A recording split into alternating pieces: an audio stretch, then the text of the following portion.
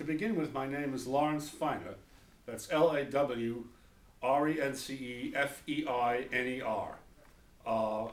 I'm a principal of the Cambridge Forecast Group.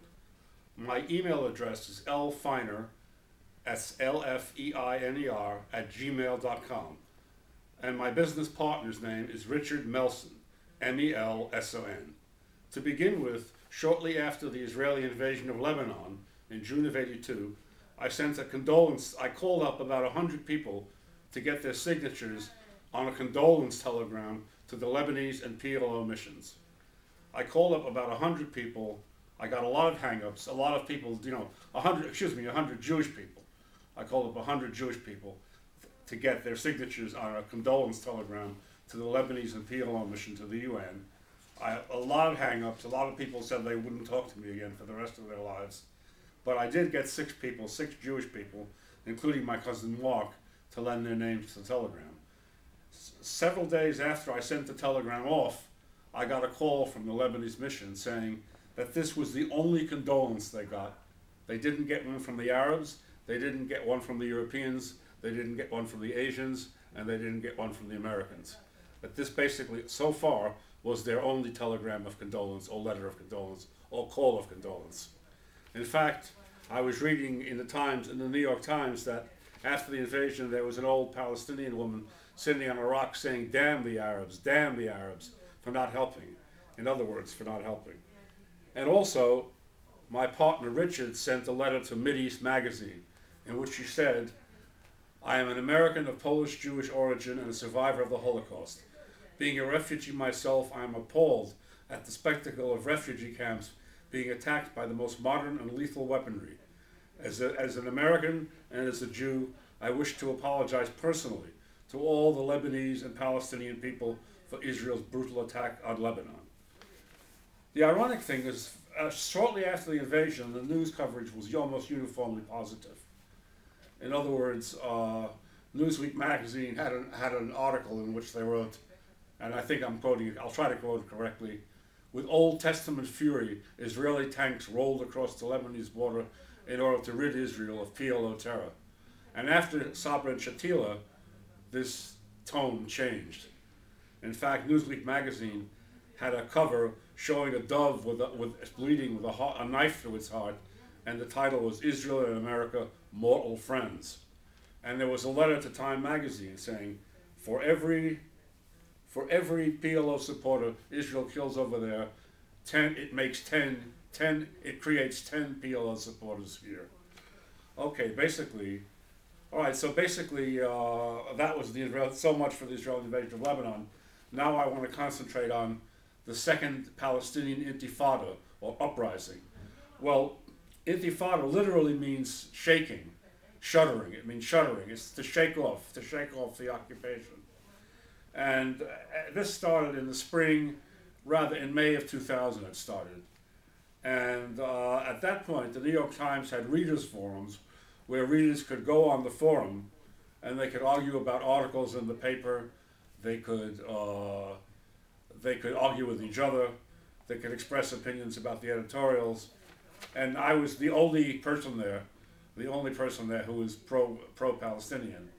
They were almost uniformly pro-Israel. And if you made the slightest criticism of Israel, they came at you with a flamethrower. Anyway, I called up Lenny Brenner and Norman Finkelstein and said, could you help me out here? Could you get on the forums? Anyway, they got on the forums and they blew away the opposition because they were both very good debaters. Okay, anyway, so to go on to the second intifada. In May of 2000, in the Camp David negotiations, Clinton and Barack tried to force a final status agreement down Arafat's throat when Arafat basically wasn't ready for it. Because, in order to control Hamas, he had to apply so much repression that he was losing the support of the people. And if he agreed to some kind of half-hearted, half-baked agreement, he would have simply lost power to the Islamists. So anyway, they argued and they argued. And finally, the thing that finally was the sticking point was the so-called Palestinian right of return. The right of Palestinians who fled Israel in 47 and 48 to return to their homes in Israel and the West Bank. And Israel made a big bugaboo of this and said this would be the end of the Jewish state. What makes it all mildly ridiculous is that a poll was taken, and if the Palestinians were actually given the right of return, about 1% would opt to return to Israel. And notice most Palestinians don't want to go to Israel. Most Palestinians in the refugee camps, whether in Jordan, Lebanon, or wherever, they want to go to Europe, they want to go to America, they want to go where they can, or the booming some of the booming Latin American countries, they want to go to where they can find jobs. They don't want to go back to Israel. But in any case, this was the sticking point, and Peres said that they're asking us to commit suicide, and there was basically a tremendous tone of hysteria about the so-called Palestinian right to return. But in any case, but now going on to the Second Intifada. Anyway, things were very tense after the negotiations broke down. And Ariel Sharon and the entire Likud party took advantage of the situation. They threw oil on the fire, basically, by invading the Haram al-Sharif. That means the noble sanctuary. That's the place on top of the Wailing Wall where Muhammad began his ascent to heaven. Muhammad took a trip to heaven from the Haram. And this was right outside the Al-Aqsa Mosque. They didn't go into the Al-Aqsa Mosque, but what they did was provocative enough. And as commentators said, while it didn't cause the Intifada, it basically was the straw that broke the camel's back. And the next day, some Palestinian demonstrators threw rocks at Israeli worshippers at the Wailing Wall. And the Israelis responded with live fire and killed a large number of them. Anyway, this basically set things off. I mean, the Israelis began opening with small arms fire. The Palestinians responded with rocks.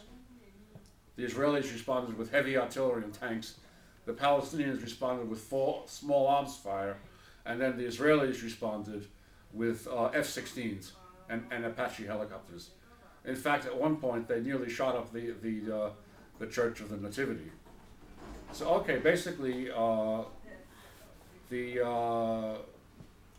Intifada, basically it started in the May of 2002, and it went on. It started in May of 2000 and kind of went on to 2002 when it kind of got petered out. Anyway, Norman Finkelstein, as I said, Norman Finkelstein and Lenny Brenner went onto the forums and kind of blew everybody away. Okay, so and as one commentator said, Barak didn't give Arafat a day without funerals. So there was no way that Arafat could negotiate given the circumstances. Anyway, to go on to some other, to go on to some other topics, there was a fellow Marwan Bashara, who is an Arab Christian from Nazareth, and he's now the chief political analyst for Al Jazeera English, the English language Al Jazeera. And I met him. I went to there was a Palestinian a Palestine Aid Society meeting at some place called the Dar al Turat, DARAL-TURATCH, and this was on top of the Tripoli restaurant in Atlantic Avenue in Brooklyn Heights. And so I met him then, and we discussed the idea of sort of linking up the Cambridge Forecast Group with the Islamic Banking Conference. But that kind of idea never really fell through, And in 1988, Marwan was working at a place called the Claremont Research Institute up in the Columbia area, and it was a press clipping service for the Gulf states. And I came there, and this was during the Intifada of '88, the first Intifada, and I came there to visit him, and he was looking at pictures of people having their bones broken by the Israeli police, by the Israeli army, and he was practically in tears. He says, "I really have to do something about this. Can you get me some kind of a forum to sort of talk to people?" And I said, "Okay, I'll try to get you on the Barry Farber show." Now Barry Farber was very pro-Israel. Barry Farber was very pro-Israel, and so I said, you know, Barry Farber, so far all he has is Mohammed Mekti to talk for the Arab position, and I'm sure he'd be happy to have some new people on. You know, you don't have to, you know, you just introduce yourself, you know, and you'll go down there and give a talk. So he called him up on a speakerphone, and Barry Farber said he'd be glad to have Marwan come over that night. And then Marwan said to me, he doesn't know me from Adam. He lets me come in there. How can he do that? And I said, he does research. He's in contact with the Mossad. I'm sure they know about you. They know all about you. So anyway, he went on the Barry Farber show and he blew him away. Barry Farber just didn't have any arguments. You know, he had never really talked to a Palestinian before. So, and as Marwan pointed out, you know, there's a lot of myth about Israel's creation. For example, in 48, there's this myth is that they were vastly outnumbered by the Arabs. That's not true. In fact, they had more men in the field than the Arabs. The Arabs, you know, Israel mobilized its whole male population, and the Arabs were very poor countries. They really couldn't afford to raise an army. And furthermore, the Arabs were terminally incompetent. I mean, the way it worked is the Egyptian infantry advanced, the artillery bombed the infantry, and then the Air Force bombed the artillery. So they kind of tripped over their own shoelaces in the Arab countries. So anyway, what was I going to say? Okay. Cut. Cut? All right, so how many minutes?